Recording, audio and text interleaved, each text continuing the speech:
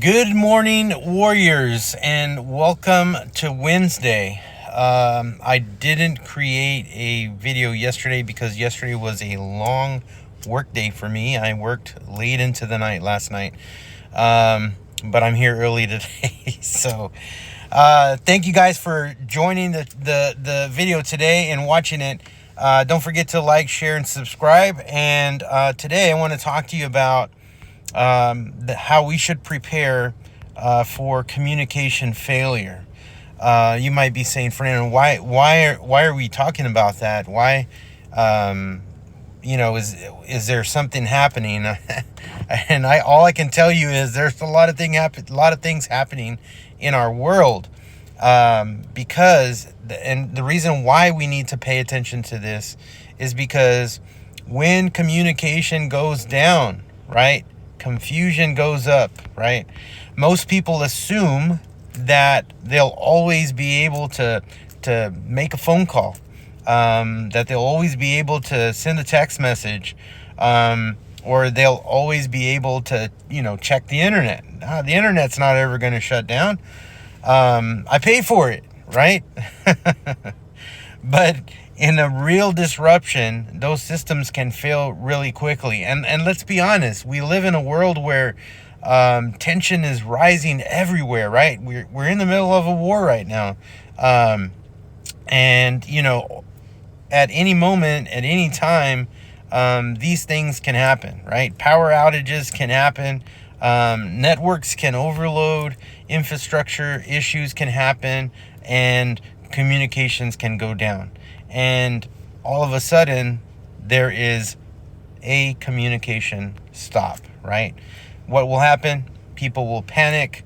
They won't be able to call their loved ones, communicate with their loved ones, because probably they didn't plan for an external communication plan, right? And, not because they were really, not even thinking about it, but just because they didn't prepare enough, right? But when communication goes down, they won't know what's going on, right? Because all of communication will go down, right? And so it's important for us to stay vigilant to those things that are possible and that they can happen. But here's where most people get it wrong, right? They prepare all the things, and I'm not saying it's bad. They prepare the food, they store their water, but they never ask, how will we communicate if everything goes down? And this is a huge critical gap that's so important for every prepared person to think about and plan for, right? And so this is what you need to do. You need to create a simple family plan. Everyone in your household should know where you're going to meet if communication goes down, because the world will go crazy, right? And then you should ask what you should know that we have to find this place, right? Here's where we're going to meet. This is where we're all going to gather together. Maybe that's your house. Maybe it's the bug out place, right? Maybe it's somebody else's house, right? But make that plan. Make everybody aware. And then what to do. Make a plan on what to do if they can't reach you, right? And then how long do we wait before we take action, right? Remove the guesswork and create the plan. The next thing I would encourage all of us to do is establish check-in times, right? If you have radios, right? I have radios.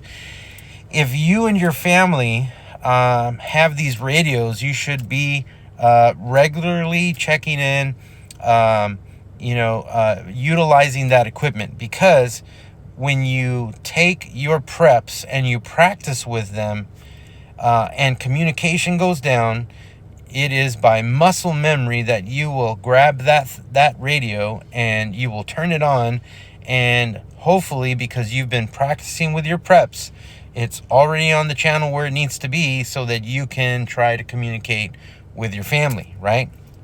You should be doing that now. Establishing check-in times, right? Because if communication is limited, you'll be able to have that communication. So set specific times to try and connect.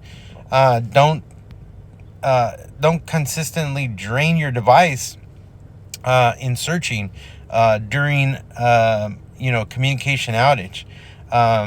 Try different times, because if you're practicing this, you should be able to communicate together, right? Structure brings calm, and so if you're able to communicate and you've been practicing from back then to now, right? And if communication drops in any way, you will be able to communicate with your family, which kind of brings calm into what is happening in that moment, right?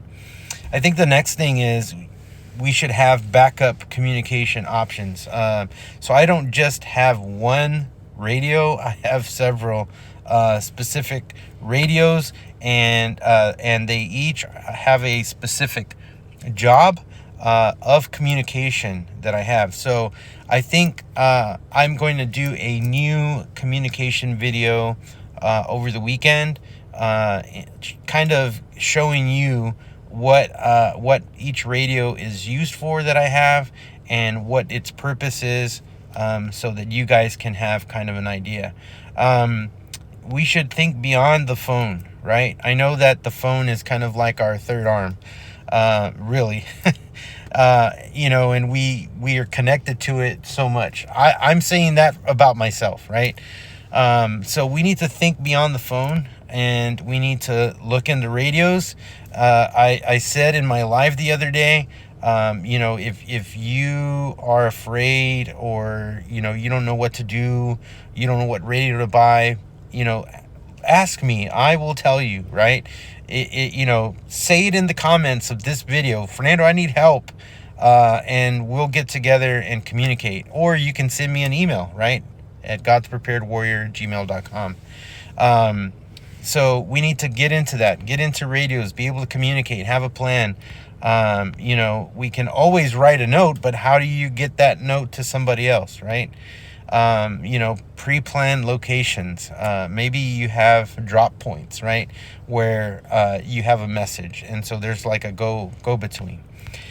Create layers of reliability. Don't just rely on one thing. The next thing I think we should do is write it down, right? Don't rely on memory, right? We need to write down phone numbers. We need to write down addresses. I remember a time when you knew everybody's phone number. Because of the cell phone, we no longer memorize phone numbers anymore. If anything, I know one or two numbers by memory, and that's it. Mine and my wife's. And so, we can't rely on memory. Write your phone numbers down. Write addresses down.